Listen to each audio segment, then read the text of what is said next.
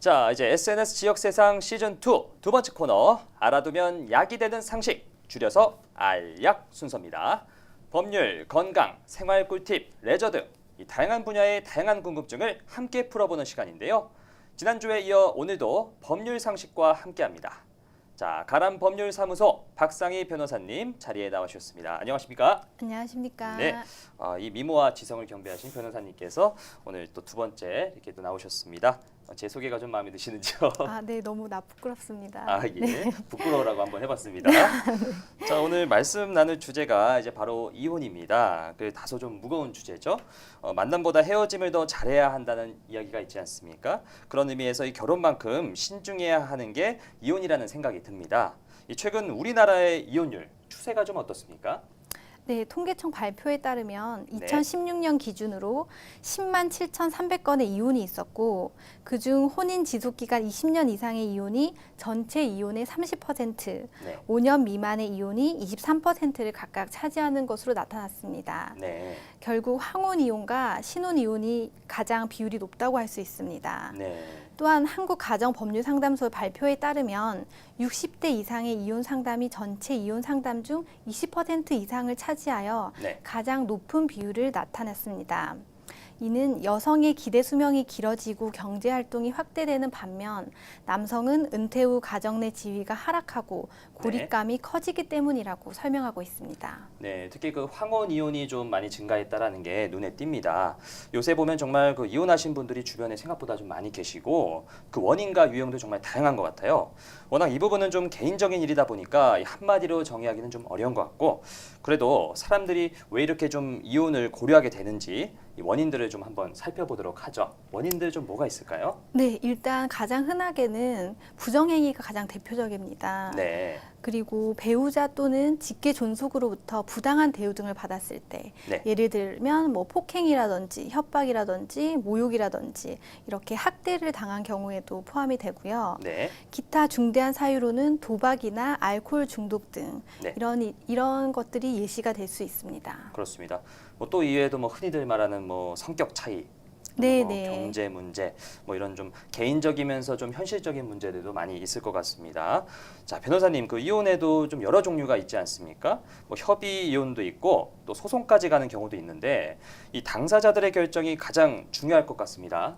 혹시 그 둘의 좀 어떤 차이가 있는 거죠? 네, 말 그대로 협의 이혼이란 이혼에 대해서 이제 당사자들이 자유롭게 협의를 하여서 결정하는 것입니다. 이혼 자체에 대해서 협의가 이루어지고 그리고 재산 분할, 위자료 등을 어떻게 결정할 것인지 그리고 양육 부분은 어떻게 결정할 것인지를 당사자들이 자유롭게 협의가 이루어지는 경우에는 이제 이것이 협의 이혼이 되는 것이고 반면에 그 부부 중 일방이 이혼을 원하지 않거나 또는 재산 분할 및 위자료 액수에 대해서 다툼이 있는 경우 그리고 자녀의 양육권에 대해서 다툼이 있는 경우 등에는 판결에 따라서 이혼이 결정되며 이것이 바로 재판상 이혼이 됩니다. 네, 그러니까 다시 말해서 좀 서로가 협의를 통해서 이혼을 결정했느냐, 아니면 또 한쪽의 일방적인 이혼 통보냐, 이렇게 좀 볼 수 있겠군요.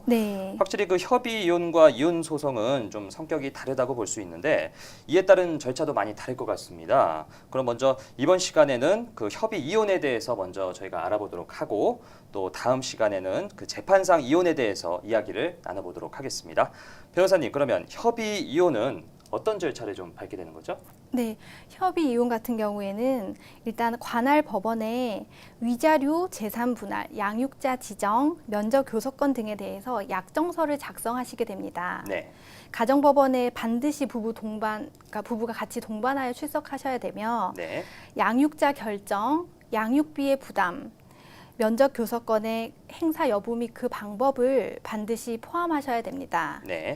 이때 가정법원에서 작성하는 양육비 부담 조서 같은 경우에는 집행력을 가지기 때문에 장차 일방이 이행을 하지 않는 경우에는 강제 집행의 권한이 될 수 있습니다. 네, 그렇군요.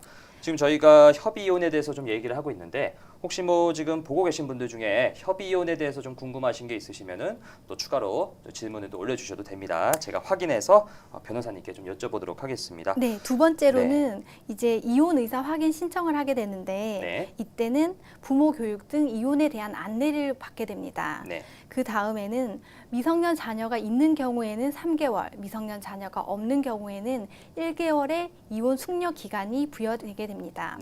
이 기간이 도가한 이후에 법원에 다시 또 부부가 동반하여 출석하셔서 이혼 의사를 확인을 하고 그 다음에 이제 법원에서 이혼 의사 확인서 등본을 교부해 줍니다. 이 등본을 가지고서 시청에 가셔서 이제 3주 이내에 이혼 신고를 하시면 됩니다. 이때 이혼 신고는 창설적 효력이 있기 때문에 반드시 정해진 기간 내에 이혼 신고를 하셔야 되며 이혼 신고를 하지 않는 경우에는 이혼으로서 효력이 발생하지 않는다는 점 주의하시기 바랍니다. 네, 절차가 이렇게 나와 있었군요. 근데 제가 좀 듣다 보니까 이 면접 교섭권에 대해서 조금 더 궁금증이 생기더라고요. 이 면접 교섭권의 행사 여부와 뭐 그 방법이 좀 반드시 포함돼야 된다라고 이렇게 말씀을 하셨는데 그 혹시 그 면접 교섭권에 대해서 조금 뭐 사례를 좀 들어서 설명해 주실까요? 네, 이름이 어려워서 그런데 면접 교섭권 같은 경우에는 아주 간단합니다. 그냥 편안하게 생각하시면 예를 들어서 한 달에 한 번 아버지가 아이들을 데리고 주말에 뭐 1박 2일 동안 본인 집에서 같이 생활한다. 혹은 뭐 일주일에 한 번 이상 아버지가 외식을 나가서 아이들과 저녁 식사를 같이 한다 등의 내용으로 자유롭게 편안하게 결정하시면 되는 사항입니다. 네. 지금 제가 보니까 채팅에 저기 질문이 하나 있어서 좀 하나 좀 여쭤보겠습니다.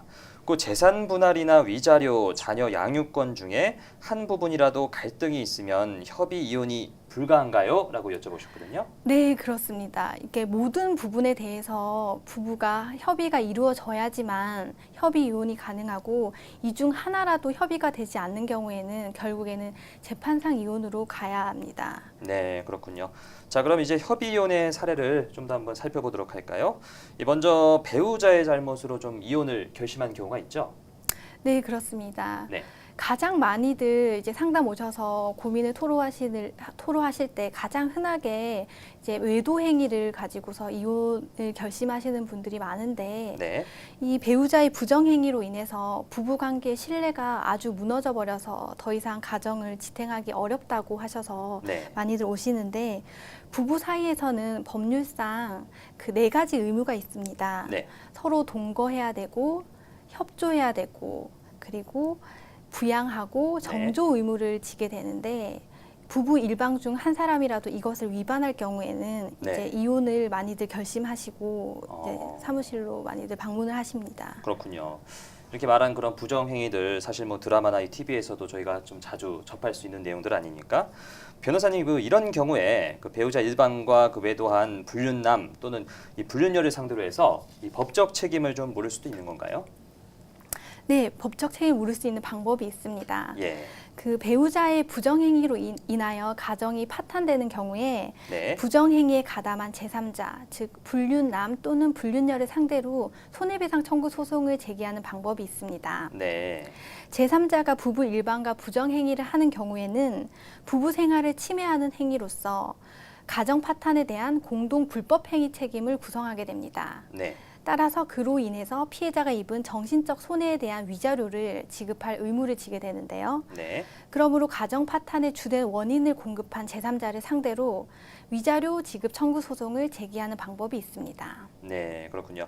이혼 얘기를 하면 또 이 부분이 빠질 수가 없는데 바로 자녀 문제죠. 이 부부 사이에 자녀가 있는 경우 이혼을 협의할 때 그 어떤 부분을 특히 좀 주의해야 될까요?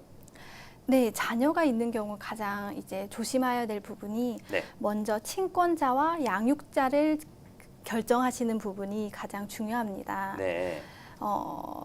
그 용어가 어려워서 그런데 친권이라는 경우에는 그러니까 친권이라는 용어 자체는 양육권을 포함하는 개념입니다. 그러니까 양육을 누가 할 건지를 비롯해서 법률행위 대리권을 누가 가질지 그리고 재산 관리, 그러니까 미성년 자녀에 대한 재산 관리를 누가 할 것인지에 관한 내용을 모두 포괄하는 개념인데 그 보통 일반적으로는 그 편의상 친권과 양육권자를 이제 부부 중 일방으로 통일적으로 정하는 경우가 많습니다. 대부분입니다. 네, 그렇군요.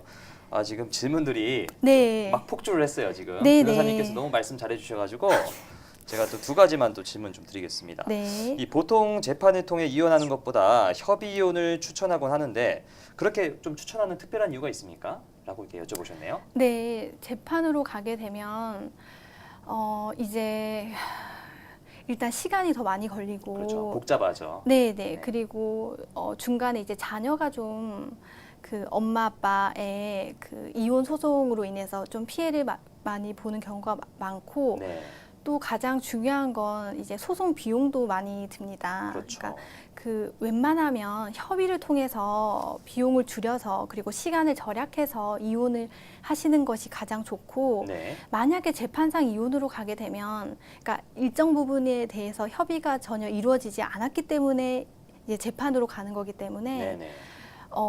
같이 살았던 일정은 찾아볼 수가 없습니다. 그러니까 서로 한 푼이라도 덜 주려고 혹은 서로 한 푼이라도 더 받아내려고 네네. 그렇죠. 이제 싸우기 때문에 네. 그때는 이제 정말 굳은 결심을 가지고서 소송에 임하셔야 됩니다. 그러니까 뭔가 배우자로서가 아니라 진짜 남과 남으로서 네, 딱 법대로 남보다 하자. 더한 원수가 돼서. 그렇죠. 그런 좀 강력한 의미라고 좀 볼 수 네, 있겠네요. 네. 질문이 좀 하나 더 있는데 바람 피운 남자가 이혼 소송을 제기할 수 있나요? 뻔뻔하지만 물론 제 얘기는 아닙니다라고 이렇게 네, 질문해 주셨습니다. 네, 당사자 얘기는 아니고 친구 얘기라고 그렇겠죠. 예상이 다들 원래 되는데. 그렇게 시작합니다. 네.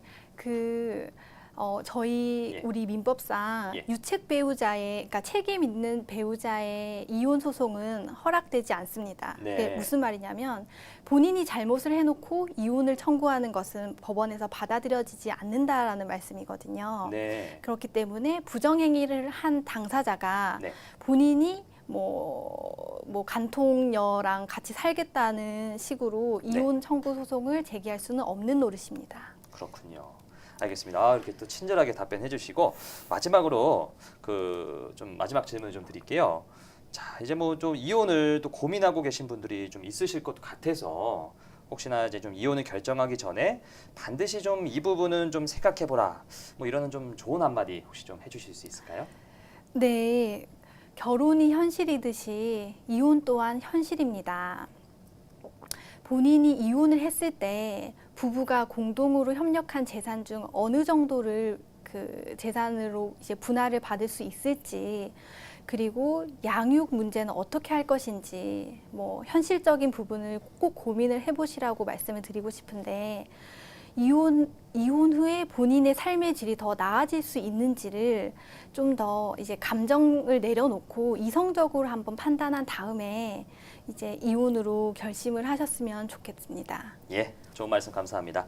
이 협의 이혼도 물론 쉬운 것은 아니지만, 근데 사실 고민은 이 협의가 되지 않은 이혼이지 않을까 또 생각이 됩니다. 그런 의미에서 저희가 다음 시간에는 심층적으로 이 재판상 이혼에 관한 부분들을 좀 다뤄볼 거고요. 저희가 지금 이제 실시간으로 댓글들 확인해 보고 있는데 이후로도 혹시 뭐 이혼에 대해서 궁금하신 점 있으시면은 언제든지 댓글 남겨주십시오. 제가 변호사님께 다음에 또 여쭤보도록 하겠습니다. 네. 자, 오늘 약이 되는 정보들 알려주셔서 감사합니다. 다음 주에도 뵙겠습니다. 네, 감사합니다.